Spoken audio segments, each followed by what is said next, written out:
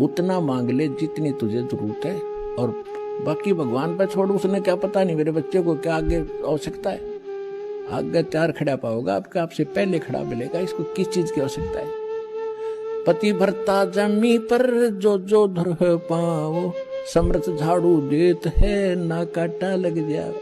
तो आप उसके हो गए, तो फिर आपके जीवन रूपी सफर में झाड़ू लेकर कहते मैं उसका दास हूं। दास किसे कहते हैं? गुलाम को। भगवान दास भी पीछे रह जाए, लेकिन भगवान आपकी पुकार से सुनते ही आगे खड़ा पाओगा, और उसको पहले भी खड़ा पाएगा कि मेरा बच्चा आ रहा है, और साफ कर दो कि देश के कर्म के कांटे ना चुभ जा। तो इतना आपने इस मालिक में समर्पित होना पड़ेगा पतिव्रता की तरह, तब लाभ हो। तो कहने का भाव यह है कि त्रिकुटी पर जब आप पहुंचोगे तो वहां इस दास के रूप में परमात्मा मिलेंगे, और जैसा व्यवहार विचार आपका यहां है और जो डिमांड आप यहां लेकर मर रहे हो, तो वहां जाके फिर नहीं मांगोगे कोठी चाहिए जी, कार बन जाए, तो परमात्मा कहें जाते नीचे तू कार कोठी ले, वापस भेज देंगे।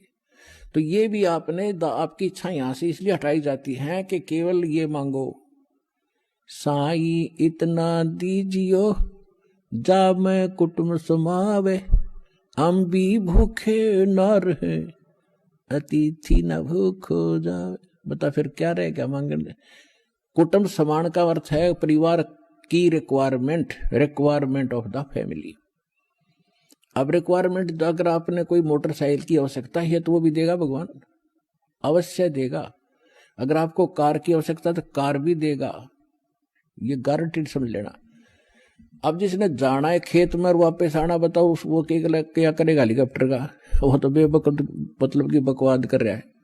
तो इस तरह की और फिर कहने अभाव ये मान ले कार मिल गई, जब के कौन सा तो देवता बन गया। निर्धन भक्ति कर रहा है, मजदूर भक्ति कर रहा है। भक्ति भगवान को प्यारी है, भगत भगवान को प्यारा है, तो भक्ति करनी पड़ेगी। किसी ने सुविधा है ऐसे जाने में तो वो कोई दिक्कत नहीं, वो ले लो, वो दे देगा। लेकिन एक मजदूर ने कहा मैंने कार चाहिए, तो कार ने शर्मा मारा, कसी ठाके तो जाके वहां खड्डा खोदना, कार ने क्या करेगा? हाँ, भक्ति दोनों ही करोगे, दोनों ही मुक्त होंगे। एक भक्ति दोनों ही सफल होगे, वो कार में घूमने भी सफल होगा और मजदूर भी को भी वही पद मिलेगा जो उस कार में बैठे हुए को मिलेगा। तो हमने तो वो चाहना है, यहाँ की वस्तु चाहिए नहीं आपको। तो इस प्रकार जब इस तरह की भावना आपकी हट जाएंगी तो वहां त्रिकुटी पे एग्जाम होगा आपका। जैसा व्यवहार जैसा विचार आपका यहाँ इस दास के प्रति है, भगवान देखता रहता है। कहते मौला बैठा मोरचे और देखे जन की भेड़, दवा 10 कोट जम किंकर तहां एक नाम की खेड़। अब जैसे यहाँ आपको तरीके बताए जाते हैं, उदाहरण और एग्जाम्पल दे देकर कथा सुना के कि परमात्मा जब तपस्या पर आए काल के इस लोक में, तो धर्मदास जी को परमात्मा बता रहे हैं कि जब मैंने उस काल को ये कहा, परमेश्वर कबीर जी बता रहे हैं कि जब मैंने उस काल को ये कहा कि मैं नीचे जाऊंगा और सब जीवों को बताऊंगा तो भगवान नहीं है, और सब गलत मंत्र जाप कर रहे हैं, उनको यथार्थ ज्ञान दूंगा, यथार्थ मंत्र दूंगा और सब जीवों को पार करके सतलोक ले जाऊंगा। तूने बहुत दुखी कर दिया इनको, भगवान की आत्माओं को। तब वो काल इतना ताकतवर है कि मेरे ऊपर झपट्टा मारा मारने के लिए, तो मैंने सतनाम का जाप शुरू कर दिया। और जो ही मैंने सिमरण किया श्वास से, ऐसे गिर गया जैसे पक्षी की पांख कट जाती है। तो कहने का भाव ये है कि जब आप पर कोई आपत्ति आती है, प्रथम मंत्र मिला है तो उसका सिमरण कर दिए शुरू, और सेकंड मिला है सतनाम तो सतनाम का सिमरण शुरू कर दीजिए। सार नाम मिला है तो वो तो कहना है क्या है, वो सिमरण कर दिए। तो तीनों ही एक जैसा प्रोटेक्शन करेंगे यहाँ की आपदाओं में। तो यहाँ परमात्मा हमें बताना चाह रहे हैं, तो यहाँ हमें बताना चाह रहे हैं कि जब कोई भी आपत्ति आवे तो अपने श्वास का सिमरण आपने शुरू कर देना चाहिए। और उस केंद्रित, जैसे मौला बैठा मोरचे और देखे जन की भेड़, भेड़ माने भिड़ंत, यानी किस तरीके से ये लड़ता है। जैसे एक सैनिक है और उसके पास बंदूक है, गन है, अब वो गन न छोड़ के और पत्थर ठाको मारने चल रहे तो किसा क्या कल है उसके अंदर? तो आपको ये सतनाम, ये नाम की एक बंदूक दे रखी है, हथियार दे रखा है इस काल के दूतों के साथ लड़ने के लिए। अब जब आपके ऊपर आपत्ति आती है, यम के दूत आते हैं, तो परमात्मा ने लिखा, गरीबदास जी ने लिखा है कि वो परमात्मा आपकी हर गतिविधि देखता भक्त की, और आपको ये भी देखता है कि वो किस तरह से उनसे निपटेगा काल के दूतों से। कहते 12 करोड़ यम के दूत, इन 4 दूतों की तो बात ही छोड़ो जो तुम्हें लेने आते हैं। अगर 12 करोड़ यम के दूत सामने खड़े हों और आपने एक सिमरण कर दिया, वो 12 करोड़ न्यों पड़ेंगे, जाके एक दूसरे के ऊपर उछलते भागते नजर आओगे, मैदान साफ कर जाएंगे।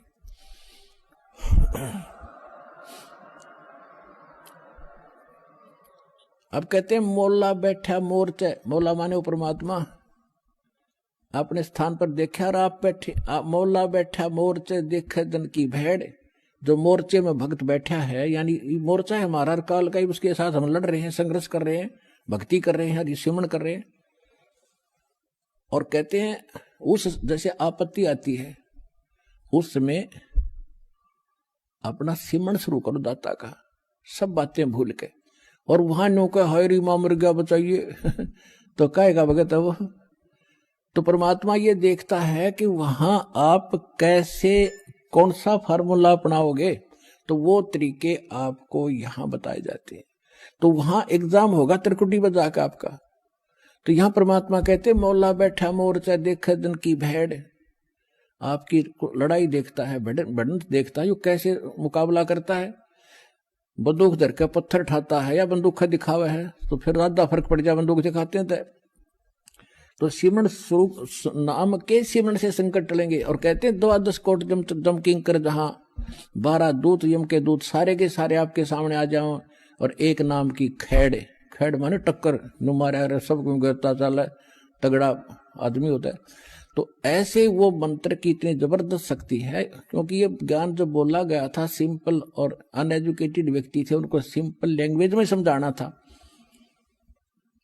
तो वो परमात्मा आपकी बढ़ंत यानी आपकी एक्सरसाइज देखता है कैसे कर रहा है। तो वो जैसे इस दास के साथ आप व्यवहार, जैसे आप यहाँ तो डिमांड करते हो, तो धीरे धीरे देखो प्रथम बार को भक्त आता है उसको तो कंपलसरी है, वो तो मांगेगा, और ये भगवान देगा ही देगा, इसके घर में कोई घाटा है कोई नहीं। ज्ञान इसलिए दिया जाता है कि तू क्या मांग रहा है उतना मांग ले जितनी तुझे जरूरत है, और बाकी भगवान पर छोड़, उसने क्या पता नहीं मेरे बच्चे को क्या आगे आवश्यकता है।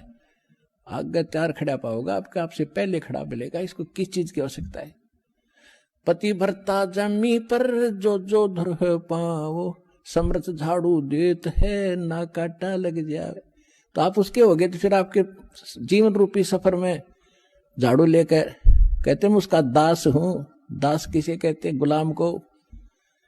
भगवान दास भी पीछे रह जाए, लेकिन भगवान आपकी पुकार से सुनते ही आगे खड़ा पाओगा, और उसको पहले भी खड़ा पाएगा कि मेरा बच्चा आ रहा है, और साफ कर दो कि इसके कर्म के कांटे ना चुभ जा।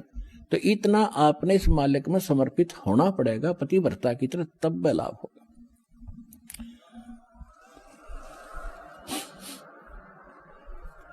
जब आप त्रिकुटी पर पहुंचोगे, अब जैसा भाव आपका यहां है, जैसे सोपन में भी फिर ऐसा ही करते हैं, जैसा आप अपने जागृत जीवन में कर रहे हो दिन में, ऐसा ही आपका फिर स्वप्न होगा। ये स्वप्न दिन में कोई केले बेचे रेडी लगा के बाजार में, वो करता ले 10 के 20, 10 के 20, 10 के 20, 8 के 20, 8 के 20, ऐसा नहीं मिलेगा। तो सपने में फिर वो नहीं बोलेगा ले 10 के 20, 10 के 20। तो अब जैसा रिहर्सल आप यहां कर रहे हो, जब आपकी मृत्यु होगी आपको स्वप्न होगा, और उस स्वप्न में आप जो यहां कर रहे हो वही वहां बोलोगे जाके भगवान के दरबार में, भगवान के सामने।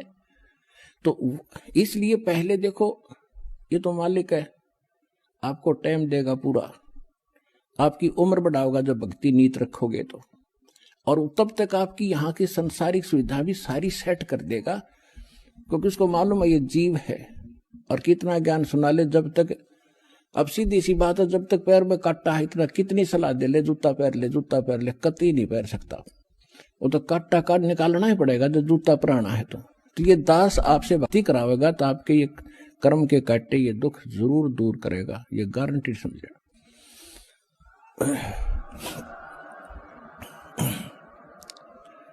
तो उसके लिए आपको धैर्य रखना पड़ेगा। धीरे धीरे रे मना धीरे सब कुछ हो, और माली सीते 100 घड़ा ऋतुआएं फल हो। फिर गुरु मानुष कर जानते, गुरु बिन माल, गुरु मानुष कर जानते ते नर कहीं है अंध, ओ है दुखी संसार में फिर आगे काल के फंद। परमात्मा आपको तिरकटी पे मिलेंगे, वहां जाते आप समर्पित हो, जैसे दंडवत करोगे तो देखोगे मुंह की तरफ, और परमात्मा जिधर जाएंगे आप पीछे पीछे वहीं भाग लोगे, वहीं साथ जाओगे। तो वहां आपको धर्मराज के दरबार में ले जाया जाएगा, गेल जाएंगे दाता साथ में इस दास के रूप में। भाई कर ले गुरु वकील मुकदमा भारी है। परमात्मा सब तरह की सलाह देते हैं कि गुरु आपके एज एडवोकेट का भी काम करेगा उस धर्मराज या न्यायाधीश के दरबार में, जो यहाँ का चीफ जस्टिस है 21 ब्रह्मांड का, एक ब्रह्मांड का। तो वहां साथ जाएंगे दास के रूप में परमात्मा, और उनको कहेंगे कि सर निकालो गीता अध्याय नंबर 18 के श्लोक नंबर 66 को। ये विधान है भगवान का, सर्वधर्मान परित्यज माम एकम शरणम व्रज अहम तवा सर्व पापे भय मोक्षामि मा शुच। वो किताब खुल जाएगी गीता वहीं पर कि इस तेरे भगवान की बोली हुई है ये, इस ब्रह्म की।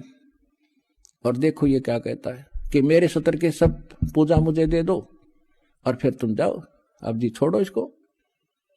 ये ओम नाम का जाप जो सतनाम में जो सेकंड मंत्र जो आपको दिया जाता है, उसमें प्रथम जो मंत्र है सतनाम 2 अक्षर का है, जो पहला अक्षर का मंत्र है ये ब्रह्म का है ओम। इसकी कमाई वहां दे देंगे, फिर वो ऑटोमेटिकली छोड़ देंगे, आ जाओ जी आप फिर। और फिर दूसरा मंत्र है सतनाम का, दूसरा अक्षर है, उसकी कमाई फिर अक्षर पुरुष के लोक में देंगे जाके, वहां भी आपके साथ रहेगा परमात्मा इस दास के रूप में। और जब फिर 11वां द्वार पार किया, फिर 12वें द्वार को पार करके तब सतलोक में जाया जाएगा।